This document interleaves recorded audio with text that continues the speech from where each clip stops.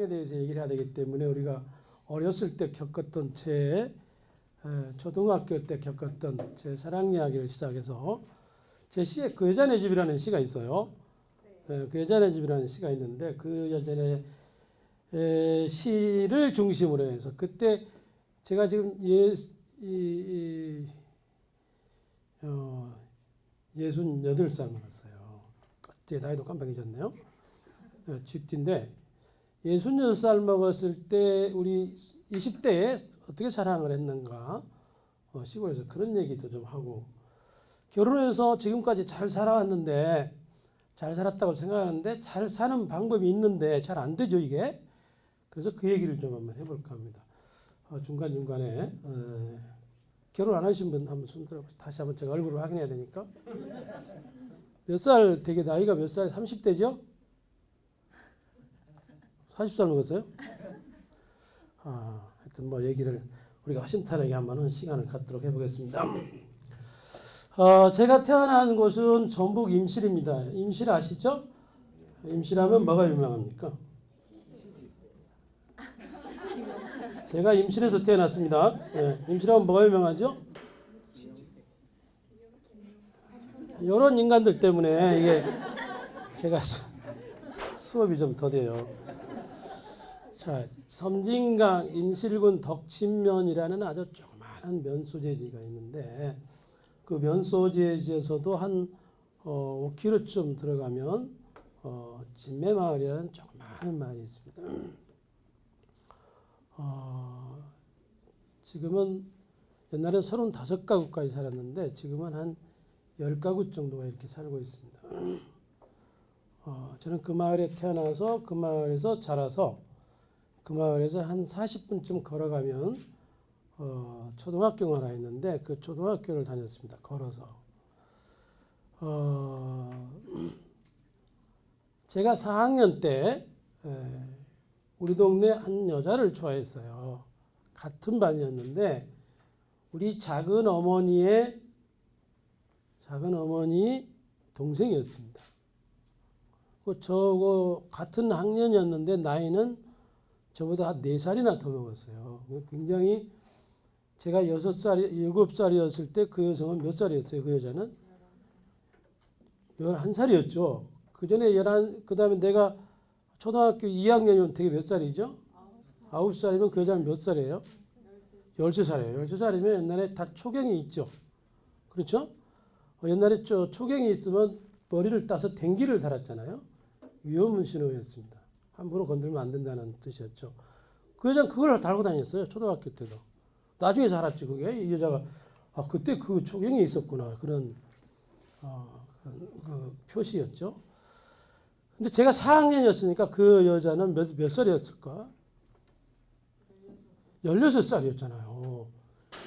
앞뒤로 나올 것 다 나왔고 굉장히 또 한복을 입었기 때문에 굉장히 성숙해 보였죠. 그 전에 저희 큰어머니는 13살 때 시집을 오셨어요. 13살 때. 근데 그 여성은 내가 4학년 때 10몇 살이었던 거죠. 굉장히 제가 좋아했죠.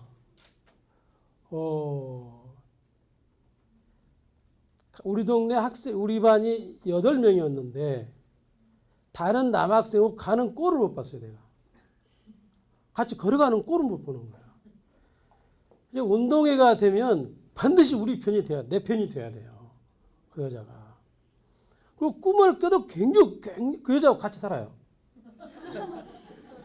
애기도 낳았어. 꿈에 애기를 낳는 거예요. 애기를 키우게 되는 거죠. 근데 이제 내가 이제 컸죠. 그 여자는 이제 졸업을 하고 나는 중학교를 갔어요. 초등학교 때 5학년 때 그 여자가 나한테 주는 징표가 하나 있었어요. 소풍을 갔다 오는데 멀리 가지. 옛날에 멀리 가잖아요. 소풍을. 도시락을 싸가지고 자갈밭을 걸어서 한 30리 40리를 걸어가는 거예요. 참 웃기는 인간들이었어. 뭐 이렇게 멀리 갔는가 모르겠어. 근데 막 이렇게 오는데 그 여자가 저 앞에서 나를 불러요. 이렇게 불러. 분명히 부른 것 같아. 그래서 조금만 그 여자가 어떤 좋아하는 여자가 표시를 하면 금방 자기 걸로 해석을 해버리잖아요. 그래서 막 뛰어갔죠. 막 뛰어갔더니 그 여자가 언덕 밑으로 내려가요. 언덕으로 내려가가지고 나도 따라 내려갔죠. 그때 샘이 하나 있었어요. 근데 그 여자가 나한테 손에다가 꼭 뭐 하나 쥐어줘요. 그래서 꽉 쥐고 여자가 막 도망가버리는 거야. 그래갖고 나중에 봤더니 동전이었습니다. 돈.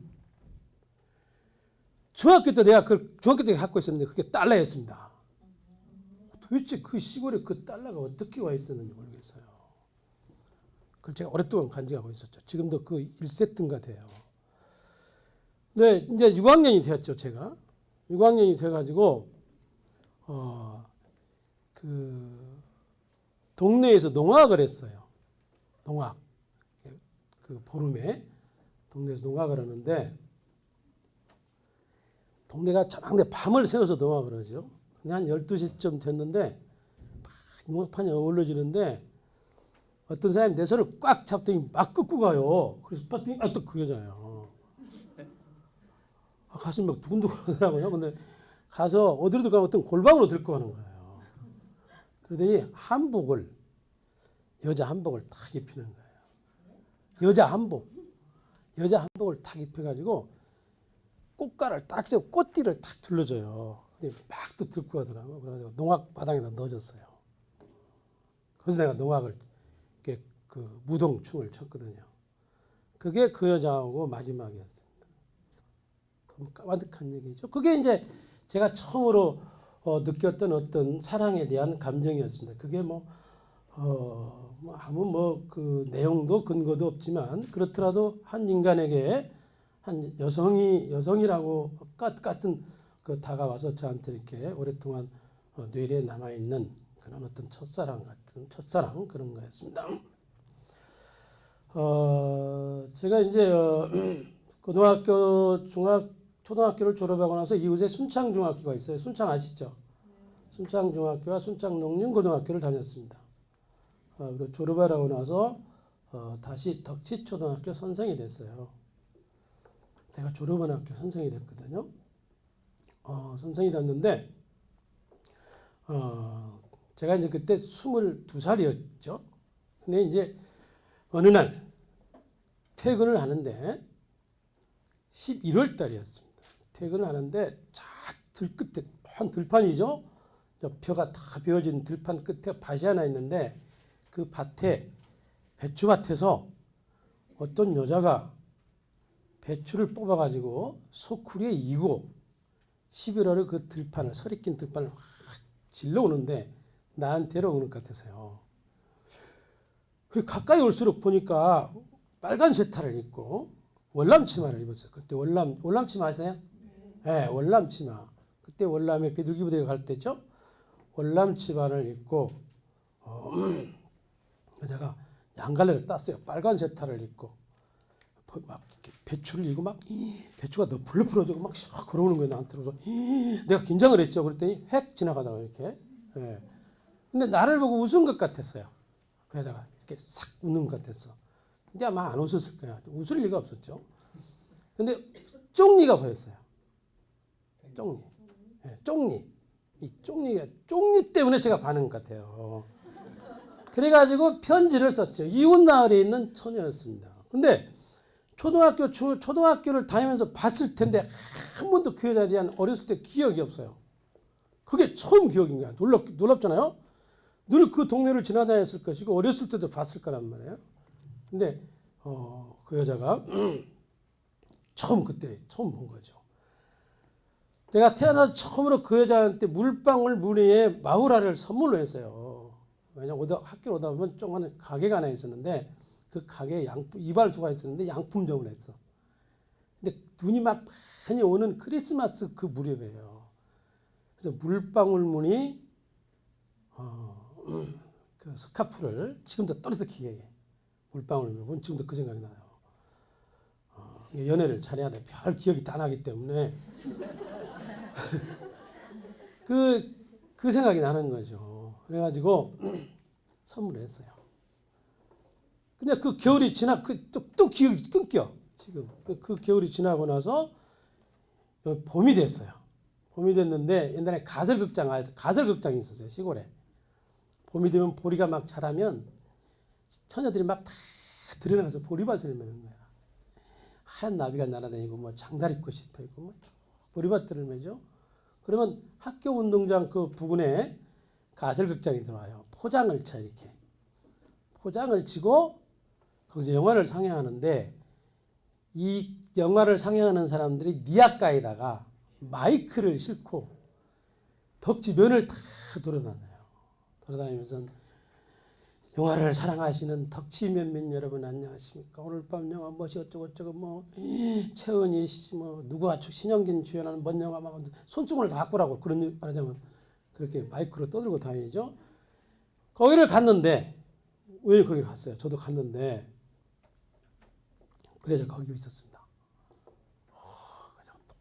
이게 그 옛날에는 전기불이 없을 때이기 때문에 우리 땅에 전기불이 거의 없어요. 그래서 그 사람들이 발전기를 갖고 와서 발전기를 하는 거야. 발전기 불빛에 여럿이 처녀들이 서 있는데 그렇게 그 여자가 예뻤던 거죠. 아주 둘이 사귀기 시작했습니다. 제가 운동회를 하면 그 여자가 파라솔을 끼고 친구들하고 와의 코스모스가 피어있는 자갈길을 걸어서 신장로길을 걸어서 죽어가지고 운동장가에 탁 생겨 파라솔 끼고 그러고 나서 이제 서로 친구들하고 뭐 우리 동네에 놀러 와요. 또 친구들하고 여자 친구들이 우리 동네에서 한 20분 걸려요. 30분 정도. 뭐 이제 우리 동네 처녀들이 와가지고 내가 책 보고 있으면 조그만 돌멩이로 내 문에다가 톡톡 던져요. 이렇게 톡 던지는 거예요. 요만한 돌멩이로 창문에다가 톡 던지고 톡 던져요. 그 여자가 왔구나 하고 문 열으면 처녀들이 쭉 들어가고 이렇게 이제 이불을 딱 깔고 발을 다 집어넣고 있잖아요. 자꾸 그 여자 발을 이렇게 찼잖아요. 이렇게 그 여자 발을 찾는다고. 이 양반 그래 봤는가 봐. 그런 수준의 정도의 이제 사랑이 됐는데 저도 이제 학교 갔다가 오다가 보면 그 여자가 이제 할아버지 방이 있고 바로 뒤에가 그 여자 방이 있어요. 살살 들어가가지고 문을 열고 들어가면 이제 처녀들이 놀고 있죠. 뭐 수도 놓고 있고 거기서 놀다가 오고 그런 정도의 어떤 뭐 사랑이었는데 오늘 그 여자가 사라져 버렸죠. 예. 그때 이제 74, 5년도 됐기 때문에 이제 그 농촌 인구가 급속도로 이렇게 막 도시로 유입되면서 그냥 따라가 버린 거죠. 그리고 나서 이제 제가 오랜 세월이 흘러서 그 여자네 집이라는 시를 썼습니다.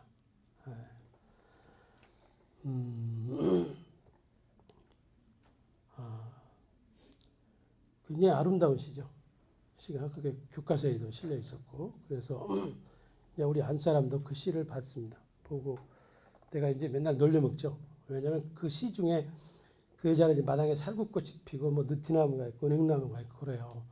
지나가면서 이제 우리 안 사람은 요새도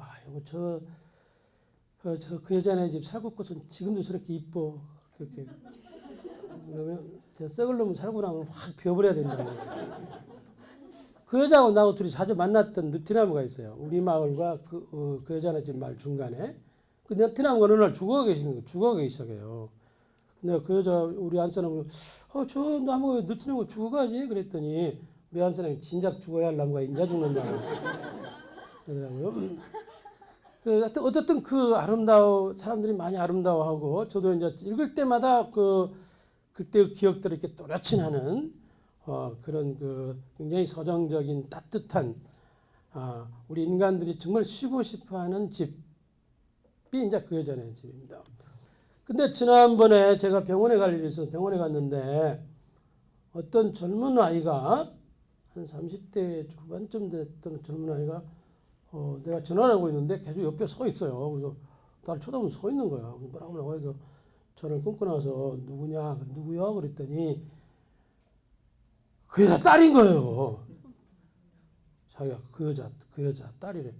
그 여자? 그 여자가 뭐지? 그 여자네 집 딸이었던 거죠.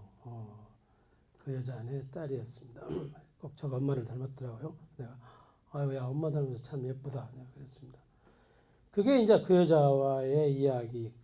정말 옛날에 저희들이 여자하고 사귈 때는 편지를 많이 썼잖아요. 끝도 없이 편지를 썼는데 나도 편지를 굉장히 많이 쓴 기억이 나요. 내 이름은 그때 제가 예명을 지었어요. 예명이 아니라 가명을 많이 했잖아요. 옛날에. 난 준이었어요. 내가 준. 쪽팔려. 저 물 좀 주세요. 아, 그 주운 이렇게 가지고 제가.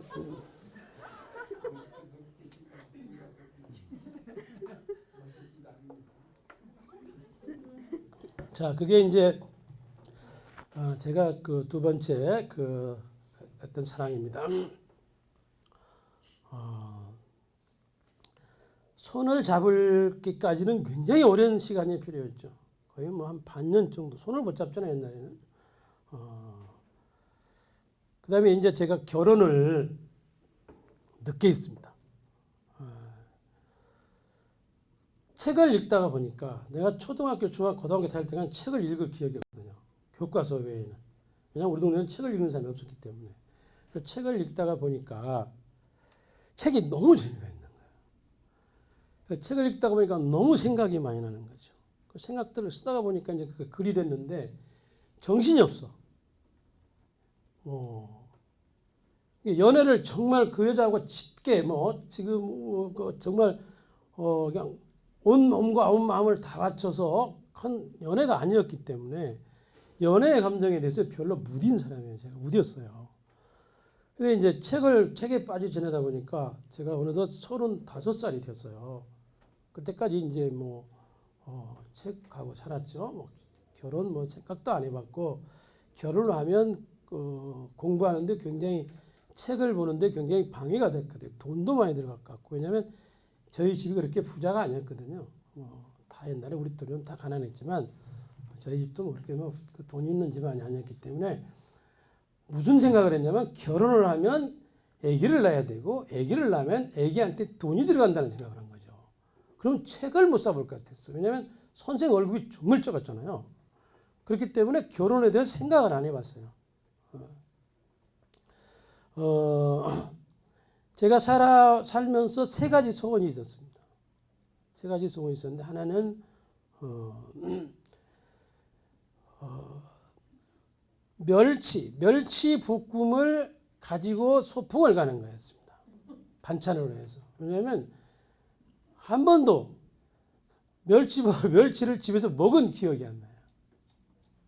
옛날에 멸치가 없었어 그렇게. 근데 좀 잘 사는 집에는 멸치를 볶아서 반찬을 해가지고 소풍을 간 거예요.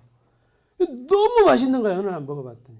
그래서 내가 내 소원 중에 하나가 멸치볶음을 가지고 소풍을 가는 거였습니다. 지금도 제가 시를 요새 그 시를 안 했었는데 지금도 저는 요새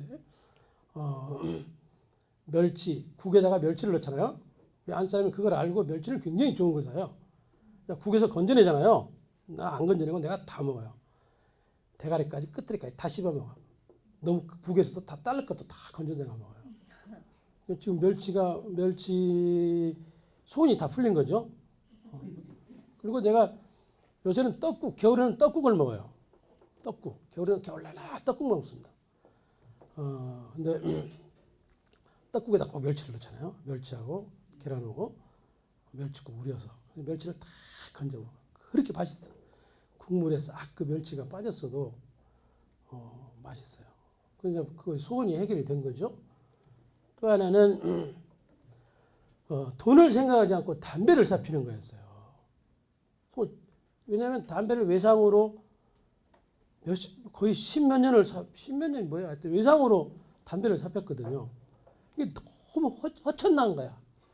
너무 허기가 져 담배에 대해서. 제발 돈 좀 생각하지 않고 담배를 마음대로 사폈으면 하는 게 제 소원이었어요. 지금도 그 전빵이 있어. 지금도 담배 외상으로 한 달 내 외상으로 담배를 사피고 월급 때 갚아요. 그리고 또 계속 외상으로 이렇게 담배를 사폈거든요. 지금도 꿈에 외상으로 담배를 살 때가 있어요. 그러니까 깜짝 놀랄 때가 있다니까 아직도 그것이 해결이 안 됐는가 하고 생각하면 깜짝 놀랄 때가 있어요. 담배는 제가 이제 안 핍니다. 안 핀 지가 한 20년 됐죠. 담배를 어떻게 하면 끊을 수가 있냐면 안 피면 됩니다. 진짜 안 피면 되죠. 그다음에 또 책을 돈 생각하지 않고 정말 책을 마음대로 사고 싶었어요. 왜냐하면 선생님 월급이 작은 데다가 동생들이 5명이나 돼요. 그렇기 때문에 이 책 사보는 게 보통 힘드는 게 아니었어요. 그래서 헌책을 많이 사봤는데 헌책을 지게다 지고 갈 때가 있어요. 지게다가. 그때 좀 생각하면 거의 성자 수준이었어. 전주 방학이 되면 큰 백을 전주로 가져가요. 그래서 그냥 큰 책을 꽉 사는 거야. 못 들어. 뿌듯이 들고 막 터미널까지 가가지고 그걸 차에다 싣고 와가지고 우리 동네 앞에서 내려요. 우리 동네 정류소에서. 우리 집까지 30분을 걸어가야 돼. 못 들고 가니까 미리 지게를 갖다 놓는 거야. 딱 지게에다 책을 짊어지고 딱 성큼성큼 걸어가는 거죠. 그게 제 소원이 세 가지였는데 결혼 생각 같은 건 전혀 못한 거죠. 근데 이제 책 외상값은 95년도에 제가 다 갚았죠. 책도 외상으로 사갔어요. 가서 월급 타고 막 가가지고 동생들 좀 싹 나눠주고 돈 조금 있으면 1번, 2번 쭉 순서 정해놨다가 이제 1번부터 사죠. 못 사면 외상으로 또 몇 권 사요. 외상값 갚고 또 외상으로 가지고 또 오는 거죠. 95년도에 외상값을 다 갚았습니다. 책 외상값을 갚았 그렇게 기뻤어. 진짜 모든 희망과 모든 소망으로부터 독립이 됐잖아요. 해결이 다 되는 거야. 그러니까 독립만세를 불렀죠. 저는 지금 소원이 없어요. 희망도 없어. 희망이 다 이루어졌잖아요. 세 가지까지. 희망과 소원이 없으니까 그렇게 인생이 편하더라고. 바라는 바가 없으니까 아주 편해요. 자, 그러다 보니까 다른 뭐 연애를 한다든가 뭐 여자를 만나는 이게 없었어요. 제가 이제 책을 읽기 시작한 지 13년 만에 문단에 나갔어요.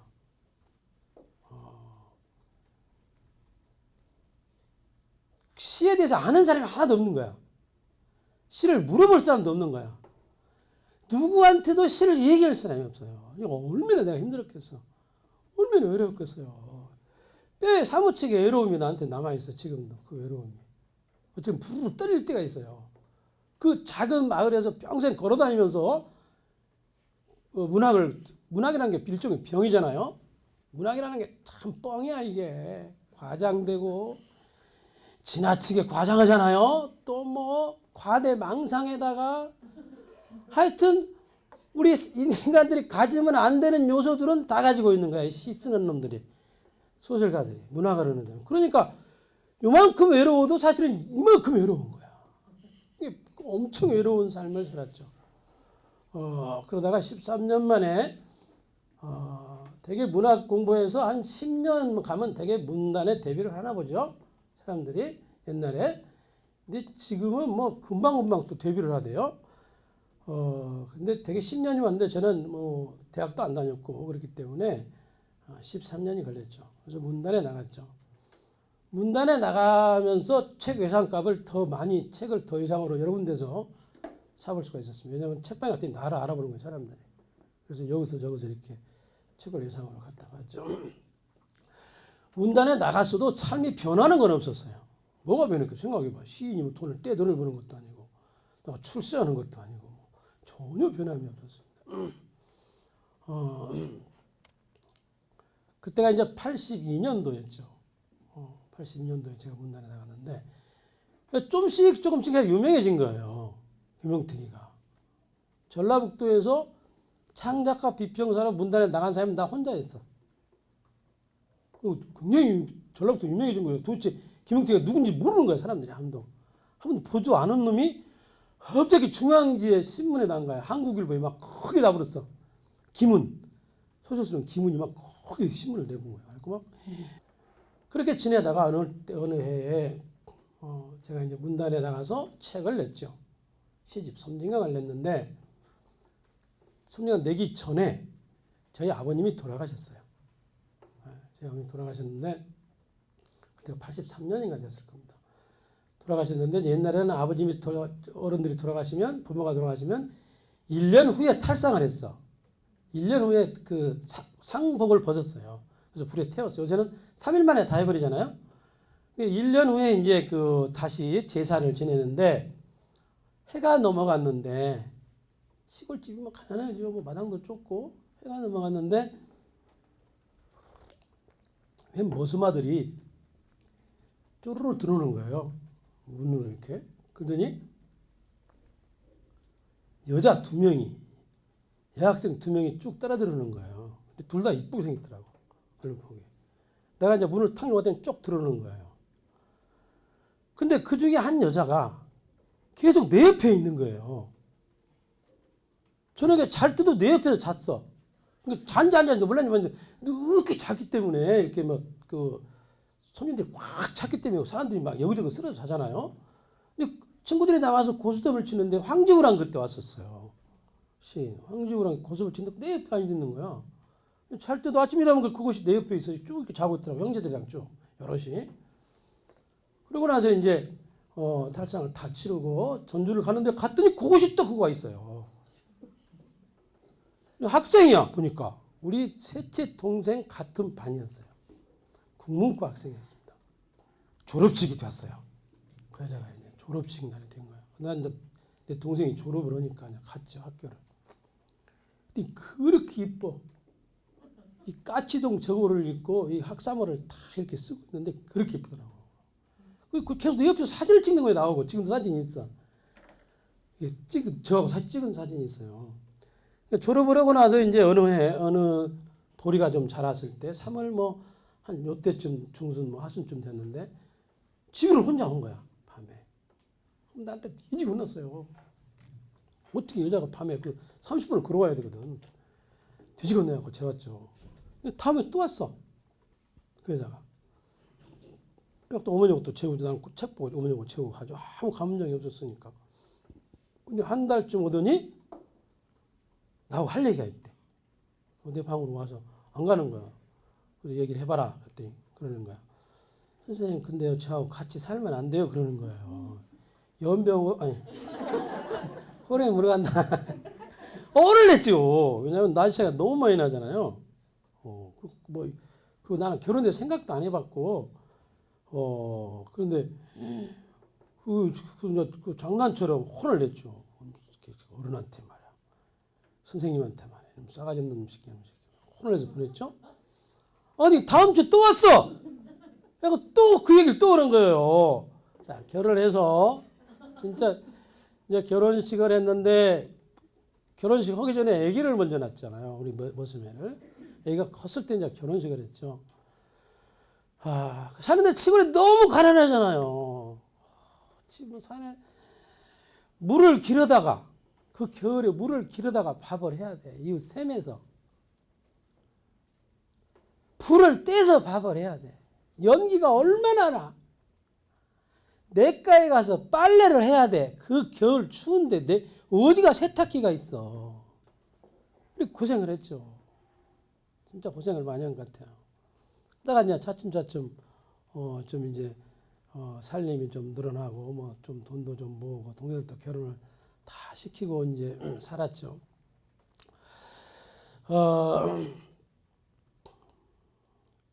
저는 이렇게 결혼 생활을 했습니다.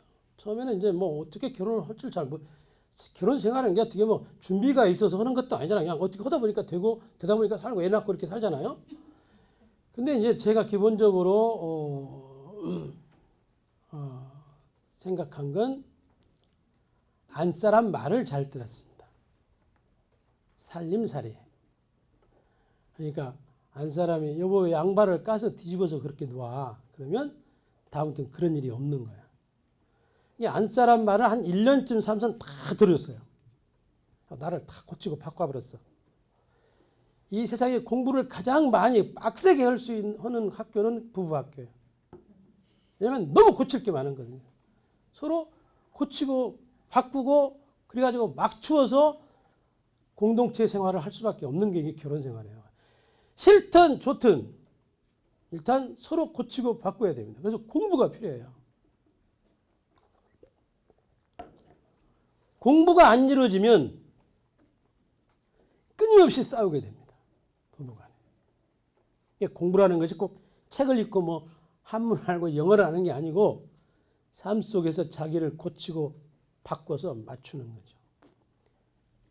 그 피나는 노력이 필요한 거죠, 사실. 근데 한 1년쯤 사니까 나는 고칠 게 없더라고. 다 고쳤어요. 그래서 한 사람한테 바라는 게 없습니다. 지금도 마찬가지. 한 사람이 나한테 이렇게 해줬으면 하는 게 없어요. 한 사람도 내가 이렇게 해줬으면 하는 게 없습니다. 그 가정 속에서, 집안 속에서 이렇게 해줬으면 없어. 다 고쳐요. 다 고쳤어요.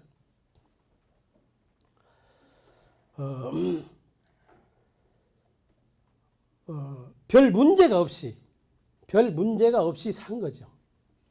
아무 문제 없이 내가 뭘 좀 금방 써왔는데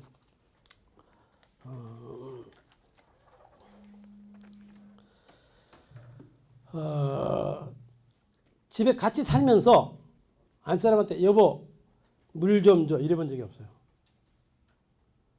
물도 먹고 싶으면 내가 떠다 먹습니다. 여보 국 좀 더 줘 이래 본 적도 없어요. 국도 더 먹고 싶으면 내가 떠다 먹어요. 양발이 어디 있어 이래 본 적 없습니다. 과일이 어디 있어 이래 본 적 없어요. 밥을 먹는 거, 밥 먹는 거, 집에서 하는 여러 가지 일들을 전부 안사람 위주로 맞추어서 합니다. 그러니까 반찬도 절대 다 못 내놓게 해요. 그냥 메인만 닭도리탕 하면 닭도리탕만 넣고 먹습니다. 그래도 되잖아요. 다른 거 필요 없는 거죠. 그래서 안사람이 아침에 일어나서 허리를 한번 더 굽혀야 할 게 너무 많아. 집안에 엄청 많아요. 사람들이 아무것도 안 하고 산 것 같아도 아침에 일어나서 딱 보면 너무 많은 것을 어지러 놓고 있어요. 별게 다 어지러 놓고 있어. 물컵이 하나만 있는 게 아니라 물컵이 곳곳에 있어요. 물도 먹고 연타 놔두고 물도 먹고 연타 놔두고 신문, 과일 껍질 별게 다 흩어져 있습니다. 너무 그걸 풀 게 많아요. 그래서 제가 정리를 싹 아침에 일어나면 다 눈에 띄잖아요. 싹 빨래통까지 정리를 다 하죠. 집안 안에서 사는 건 문제가 전혀 없어요. 안사람은 나. 뭐 때문에 그리고 안사람이 치려 그러면 바로 고쳐. 바로 고쳐버려요. 그러니까 안사람 생일을 한 번도 해본 적이 없어. 이벤트를 해본 적이 없어. 지금까지. 결혼기념일에 우리가 5월 5일이 결혼기념일이에요. 어린이날. 초등학교 교사답게 어린이날 결혼을 했잖아요. 고은 선생님이 그때 결혼 주례를 했어요. 그래가지고 고은 선생님이 주례해가지고 80년대잖아요. 전경이 200명이 와서 지켰어. 아주 안전하게 결혼을 했어요. 근데 그런 새끼들이 축의금을 안 내고 밥을 먹고 가본 거야. 그럼 개새끼, 이 새끼들 다 밥을 먹고 가지고 돈이 없어졌어. 축의금이 안 나와본 거예요. 밥값으로 싹 나와본 거야. 근데 요새 이제 민주화가 됐기 때문에 그걸 청구를 할까 어쩔까 하는 생각이 결혼 축의금. 고은 선생님이 그 주례를 했었거든요. 뭔 얘기로 다 그 얘기를 했나? 뭔 얘기로 그 얘기 했죠? 얘기를 준비를 안 해오다 보니까. 네. 자, 어쨌든 집안에서 사는데 결혼기념일이라든가 생일 이런 걸 기억을 안 하고 한번 챙겨주지 않았다는 말은 무슨 말이냐면 평소에 잘했다는 거죠. 평소에 한 인간한테 같이 사는 한 인간한테 같은 집 울타리 안에서 사는데 한 인간의 인격을 존중하고 존경해 주는 거죠. 그러니까 심부름을 시켜본 적이 없다니까요. 집에서 심부름을 시킨 적 지금도 마찬가지죠. 지금도 그래서 나는 일상을 존중한다는 거죠. 집 안에서 일상을 존중하는 삶이 중요하다는 거죠. 이벤트가 아니라. 어쨌든 그렇게 이렇게 지금까지 살아왔습니다. 살고 있고. 자, 이제 더 복잡한 문제가 생긴 하죠. 살다가 보면. 저는 굉장히 오랫동안 잘 산 편입니다. 부부간에. 주위에서 보든 우리 자신으로 보든. 근데 세월이 가다 보면 이게 부부간에 애정이 식어요. 사랑이 메말라 버리고 애정이 메말라 버린 거죠. 습관이 되고 버릇이 되어서 내가 지금 68이잖아요. 말하자면 그 젊은 청춘 시절에 사랑과 애정이 식어가 버리는 겁니다. 메말라가 버리는 거죠. 그러다 보면 이제 부부간에 의무로 살아야 되는 거죠. 우리가 너무 싫어하는, 너무 괴로워한 의무로 살게 되는 거죠. 의무감으로. 자식들 때문에 살게 된다 그 말이죠. 자식들 때문에 같이 살게 되는 거죠.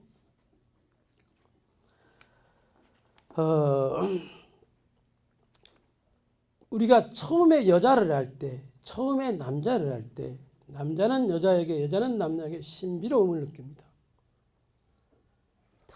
늘 새로운 거죠. 새로움을 얻게 됩니다. 여자는 남자한테, 남자는 여자한테. 새로움 속에서 사는 거죠. 새롭기 때문에 사는 겁니다. 새롭기 때문에 신비롭고, 신비롭기 때문에 감동하면서 사는 거죠. 사랑은 감동인 겁니다. 감동이란 느끼고 스며들어서 내 생각과 행동을 바꿔줍니다. 이게 부부든 한 인간이든 사회든 정치든 경제든 모든 우리가 인간들이 살아가고 있는 삶의 모든 요소 중에서 가장 중요한 게 늘 새롭고 신비롭고 감동적이 됩니다. 그래야 삶이 활기가 차서 행복하게 사는 것이죠. 그런데 인간이라는 게 옛날에는 50살 되면 되게 우리 아버지 때 되면 50살 되면 다 끝나요. 모든 게 다 거의 끝납니다. 영감이 잡은 거죠. 근데 요새는 내가 68살 먹었어요. 내가 정년퇴직한 지가 지금 6년, 7년 됐잖아요. 우리가 100살을 살아버리는 거죠. 100세를 사는 거야. 우리 새끼들은 120년을 살아요. 근데 정년퇴직하고 나면 살 날이 40년이 된 거야. 다 그동안의 모든 인생을 다 청산하고 다 결혼을 다시 해서 또 살림을 해도 40년이 남은 거잖아요.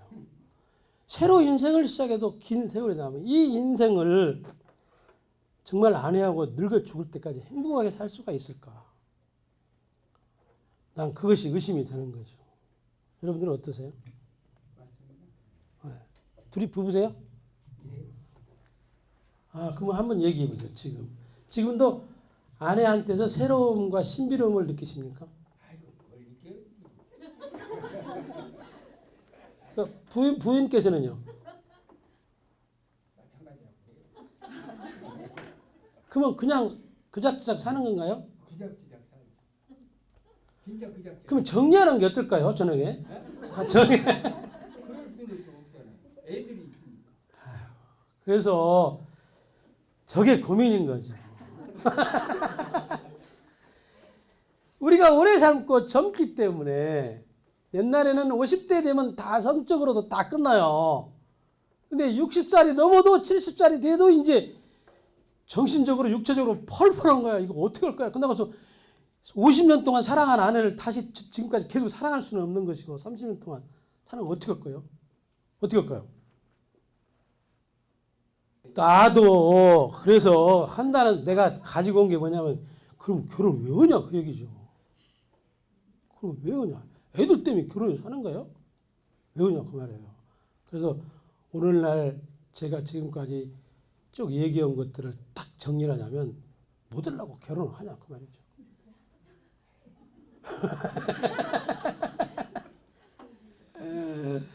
뭐 되려고 결혼을 해요.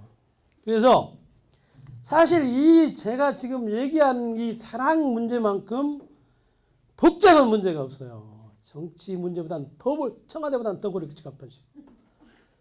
그렇죠? 문교부보다는 더 골치가 아픈 문제. 또 부부간에 살면서 이 새롭고 신비로워야 하잖아요. 제가 초등학교 선생님을 하면서 애들한테 배운 게 애들은 늘 세상이 새로워. 다 새 것이야. 이게 재밌어. 이 새끼들은 지칠 줄을 몰라요. 왜 지칠 줄을 모르냐면 다 새로운 거야. 새로우니 얼마나 세상이 신비로워요. 신비롭기 때문에 심심한 것도 없어. 새롭고 신비롭기 때문에 감동을 잘해요. 자기를 끊임없이 고치고 바꿔가는 거죠. 고치고 바꿔가야 새로운 겁니다. 그래서 부부간에 잘 살 수 있는 여러 가지 방법이 있겠는데 나이가 들어버리면 부부간에 아까 얘기했잖아요. 그작저작 산다고 그러잖아요. 그작저작 살아도 그냥 친구처럼 살아도 정말 늘 새로움을 느낄 수 있는 방법을 제가 한두 가지만 얘기를 하겠습니다. 첫째가 둘째가 셋째가 공부를 하는 거죠.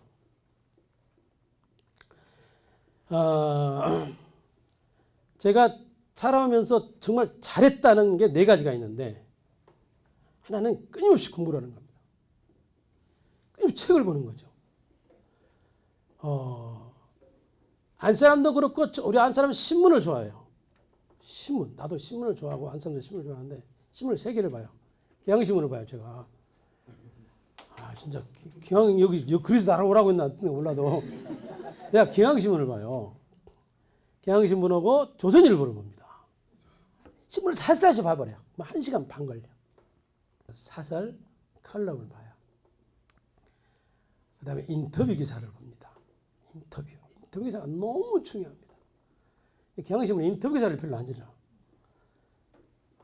인터뷰 기사가 너무 중요합니다. 그래서 인터뷰 기사를 보고 다 보고 나서 네이버에 들어가면 네이버에 또 신문이 쫙 떠요. 그렇죠?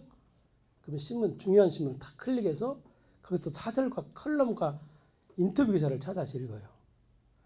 근데 나만 읽으면 재미가 없어. 우리 안 사람이 잘 읽어요. 새로운 것을 받아들이기 때문에, 새로운 것을 얻기 때문에 새로워지는 거야. 공부를 하는 거죠. 할 얘기가 많아. 부부간에 굉장히, 신문을 한 10년 봐버리면 우리가 사는 세상의 전문가가 돼요. 정치, 경제, 문화, 사회 전반적으로. 둘이 같이 보면 둘이 똑같은 사안을 놓고 싸울 때도 있고 동조할 때도 있고 공감을 느낄 때도 있고 그렇죠. 그래서 공부가 되는 거야. 신문 속에는 모든 게 다 들어있어. 우리 식구들은 건축을 좋아해요. 건축, 미술을 좋아합니다. 건축과 미술 기사를 꼭 챙겨서 리뷰를 보죠. 영화를 보죠. 3가지를 아주 좋아합니다. 그냥 문학 뭐 기사, 뭐 시, 그다음에 정치 현안 문제도 정확히 우리가 안 사람이 알고 있죠. 저도 똑같고. 그래서 이렇게 신문에 나는 모든 그 기사들을 다 봐요. 다 보고 제일 끝판에 정말 균형 감각 있는 글들은 아들과 딸한테도 보내줘요. 그러니까 식구들이 같은 기사를 같이 공유하는 거예요. 같은 지식을. 그러니까 새로운 지식을 받아들이기 때문에 내가 새로워지는 거죠. 새로워지기 때문에 신비로움을 느낄 수가 있습니다. 얘기가 통한다고 말이죠. 소통이 이루어져요. 이건 정말 아름다운 소통이죠. 그래서 오랫동안 같이 얘기를 하다 보면, 부부간에 얘기를 하다 보면 놀랍게도 얘기가 너무 높아져요. 수준이. 신문을 안 보면 안 되는 거죠. 공부를 안 하면 안 되는 거죠. 딸이 미술 공부를 하면, 우리 딸이 미술 공부를 하는데 미술 책들을 세계 미술사부터 다 사서 보는 거죠. 다 미술 기사 다 보고 막 다 보는 거죠. 미술 공부가 되는 거죠. 새로운 것들을 얻기 때문에 늘 새로운 거야. 새로운 말들을 할 수가 있고 나름대로 주관이 생기고 의견이 생기고 주장이 생기는 거죠. 그러다 보니까 부부간에 새로워지는 거죠. 늘 새로움을 느낄 수가 있어. 인간적으로, 이성적으로가 아니고 인간적으로 새로움을 느낄 수가 있어요. 그래서 얘기가 돼. 둘이 얘기가 되죠. 요새는 개콘을 안 보고 우차사를 보고 있습니다. 우차사 코너 중에 뭐라고 이게 프로가 있어요. 혹시 보신 분 계세요? 너무너무 재미있습니다. 그 같은 프로 하나만 가지고도 식구들이 계속 밥 먹으면서 집에서 놀면서 그 흉내를 내면 다 식구들이 웃어요. 이게 새로운 거죠. 이게 공감이잖아요. 이게 아무것도 아니야. 구체적이고 너무 일상적이고 세세한 것을 가지고 새로움을 느낄 수가 있다. 개콘을 안 보고 이제 드디어 우리도 우차사를 보는 거죠. 새로움인 거죠. 새로워요. 그렇잖아요. 신비로운 거죠. 우차사 그 뭐라고? 남사가 너 괜찮아? 그게 너무 웃기는 거야. 한번 찾아서 보세요. 그런 거야. 아무것도 아닌데 그런 걸 가지고 새로운 것을 얻어서 서로 신비롭고 그러다 보면 또 감동하는 말들을 해. 자기 나름대로 또 의견이 있잖아. 얘기를 하는 거죠. 그래서 공부를 하는 겁니다. 부부간에. 우리나라 사람들 진짜 책 안 보잖아요. 죽어라고 안 봐보라. 죽어라고 봐도 괜찮은데 죽어라고 안 봐요. 공부를 해보는 겁니다. 또 하나는 이제 예술적 감성을 놓치지 않는 거야. 안사람하고 결혼해가지고 끊임없이 미술관을 다녀요. 서울로 와. 중요한 전시는 서울까지 와요. 나중에 계속해서 그림을 보고 영화를 보고 뭐 음악을 듣기, 하여튼 예술 생활을 다 가까이 하다 보니까 그림을 보러 다니다 보니까 나중에 그림이 별로 안 중요해요. 유명한 그림이 아무 의미가 없어. 고호, 도대체 우리나라는 내가 제일 느낀 거냐고. 도대체 우리나라는 왜 고호 피카소를 좋아하는지 이해가 안 가요. 세계 화가들이 고호 마치 피카소만 있는 것 같이 하는 거야. 근데 놀랍게도 고호 피카소가 그림이 좋은 게 아니란 게 더 좋은 게 많아요. 더 아름다운 그림들이 많아요. 그래서 그림을 오래 보다가 보면 둘이 보다가 보면 그림을 볼 줄 알기 때문에 아무 그림이나 그림을 볼 줄 알아요. 이게 중요해요. 아무 그림이나 그림을 아는 거야. 그림을 알아버리는 거죠. 그러다 보면 세상이 다 그림이요. 여자가 앉아있으면 다 그림이에요. 남자가 이렇게 앉아있으면 그림 같은 거죠. 딱 이 순간을 잡으면 이 인간이 그림이 되겠구나 딱 생각하는 거죠. 그렇잖아요. 손이 이렇게 있어. 이걸 딱 그리면 그림이잖아요. 삶이 예술이 되어버려요. 삶 속에서 구체적이고 실질적이고 일상적인 것이 예술이 되어버릴 수가 있다 그 얘기죠. 모든 걸 예술의 눈을 통해서 보는 거야. 새로운 거죠. 예술은 늘 새로운 거니까. 감동을 주는 거니까. 그래서 예술을 사랑하는, 우리는 영화를 좋아해요. 인터스텔라를 영화를 보면 제가 잤어요. 미안하게도.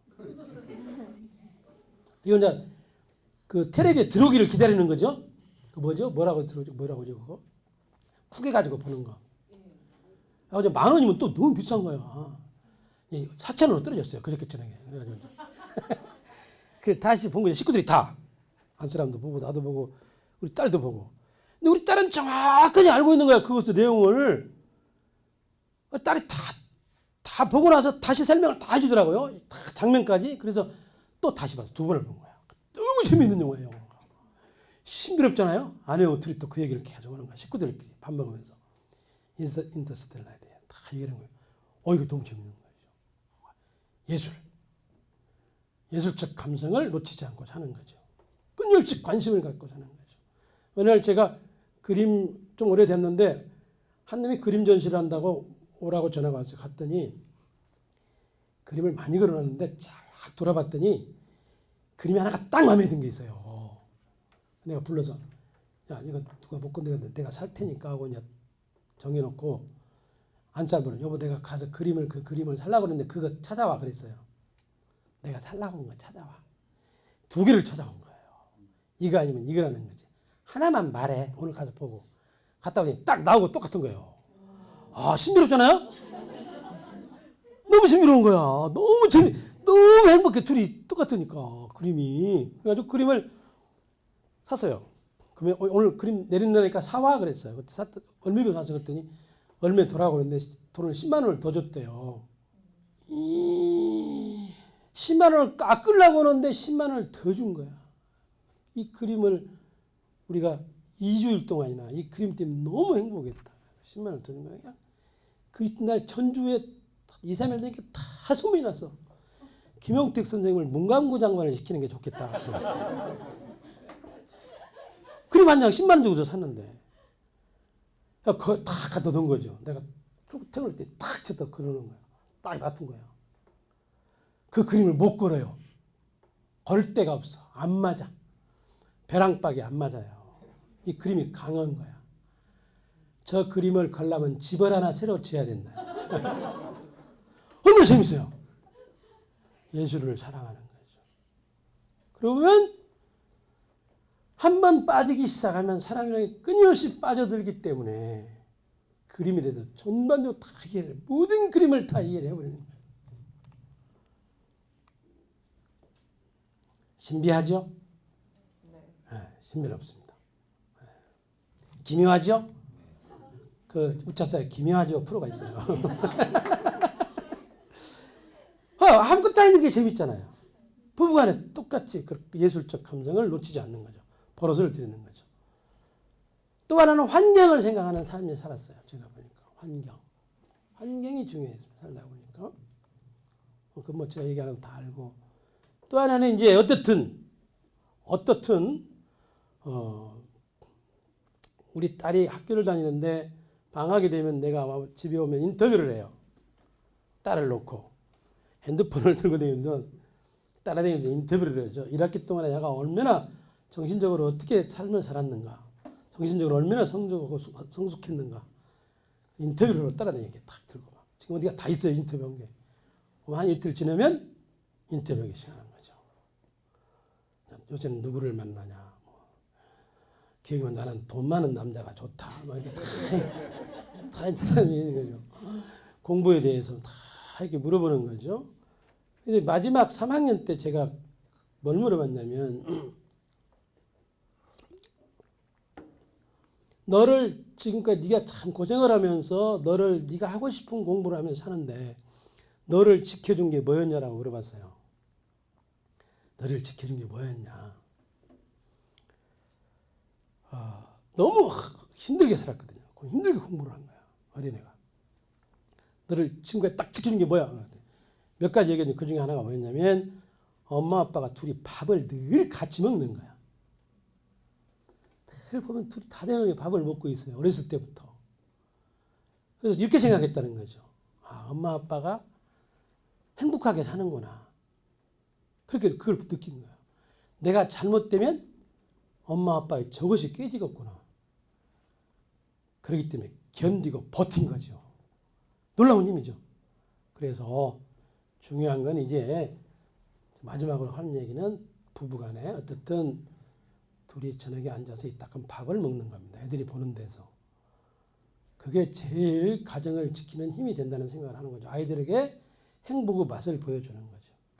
그래 애들이 커서 행복을 만들고 찾고 창조하는 겁니다. 저는 그런 생각을 합니다. 순전히 개인적이고 아주 사소하고 별 볼 일 없는 그런 어떤 삶이 사랑이라는 거대하고 정말 말하기 힘든, 정말 논하기 힘들고 어려운 그런 것들을 만나서 우리가 인생을 살아가는데 다시 또 보면 그런 것들이 중요한 게 아니고 일상적이고 구체적인 삶 속에서 아내한테 남편한테 늘